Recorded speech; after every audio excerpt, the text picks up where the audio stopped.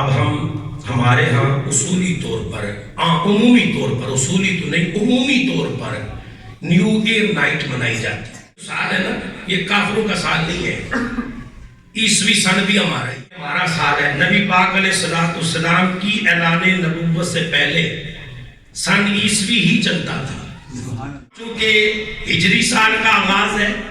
اسلامی تمام جتنے بھی معمولات ہیں ان سب کا دار و مدار ہجری سال پہ ہے، قمری سال پہ ہے۔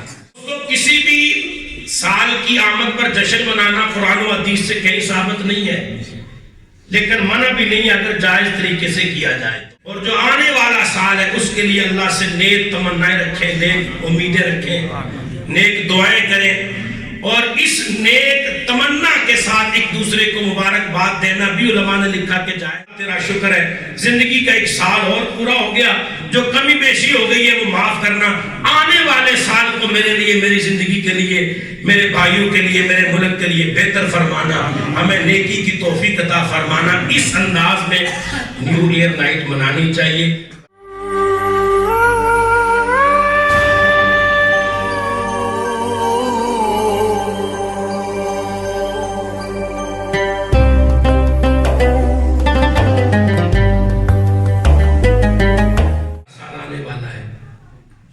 یکم جنوری بالکل قریب ہے، تو اب ہمارے ہاں اصولی طور پر عمومی طور پر، اصولی تو نہیں عمومی طور پر نیو ایئر نائٹ منائی جاتی ہے۔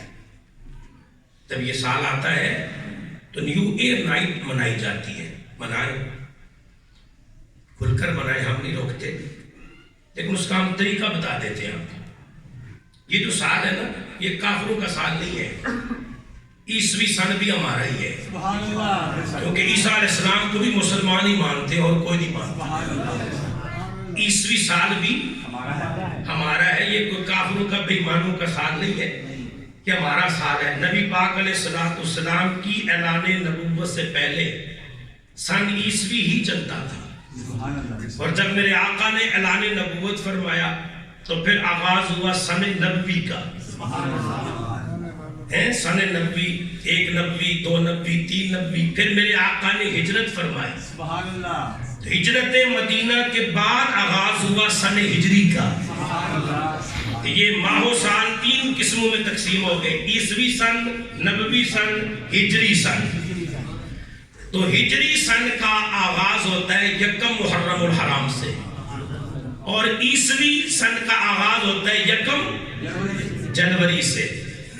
تو یکم محرم الحرام چونکہ ہجری سال کا آغاز ہے، اسلامی تمام جتنے بھی معمولات ہیں ان سب کا دار و مدار ہجری سال پہ ہے، قمری سال پہ ہے۔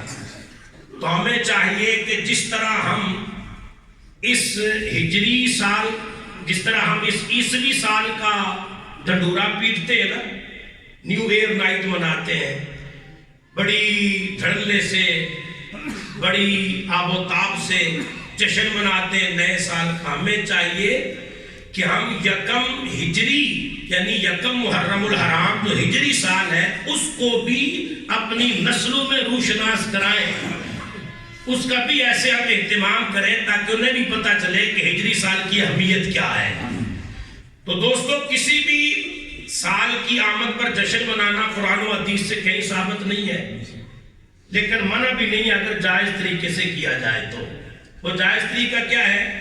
جو سال گزر گیا ہے اس میں ہم نے جو اللہ اور رسول کی عبادت اور بندگی میں جو کمی بیشی کی ہے اس پر ندامت کے آنسو بہائیں، اللہ سے معافیاں مانگیں، کمی بیشی دور کریں، اور جو آنے والا سال ہے اس کے لیے اللہ سے نیک تمنائیں رکھیں، نیک امیدیں رکھیں، نیک دعائیں کریں، اور اس نیک تمنا کے ساتھ ایک دوسرے کو مبارکباد دینا بھی علماء نے لکھا کہ جائز ہے، کہ اللہ یہ سال آپ کے لیے مبارک کرے، ہمارے لیے مبارک کرے۔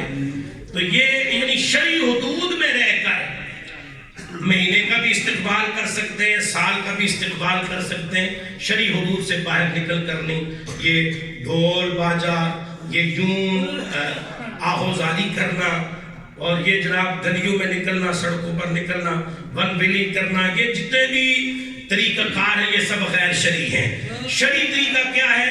اللہ کے حضور سجدہ کناہ ہو جائیں سجدہ ریز ہو جائیں، یا اللہ تیرا شکر ہے زندگی کا ایک سال اور پورا ہو گیا، جو کمی بیشی ہو گئی ہے وہ معاف کرنا، آنے والے سال کو میرے لیے، میری زندگی کے لیے، میرے بھائیوں کے لیے، میرے ملک کے لیے بہتر فرمانا، ہمیں نیکی کی توفیق عطا فرمانا۔ اس انداز میں نیو ایئر نائٹ منانی چاہیے۔ باقی جو کچھ ہم کر رہے ہیں اس کا شریعت سے کوئی تعلق نہیں ہے۔ اللہ ہمیں شریعت و سنت کے مطابق زندگی